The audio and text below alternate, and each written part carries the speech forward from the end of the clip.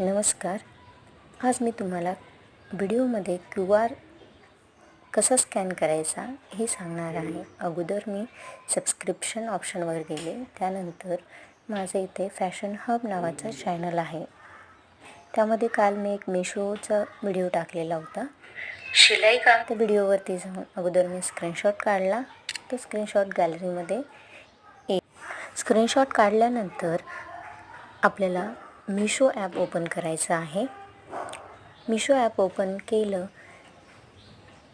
की ते सर्च बॉक्समध्ये कॅमेऱ्यावर क्लिक करायचं आहे. त्यानंतर गॅलरीमधील स्क्रीनशॉट काढलेला आहे त्यावर क्लिक करायचं आहे.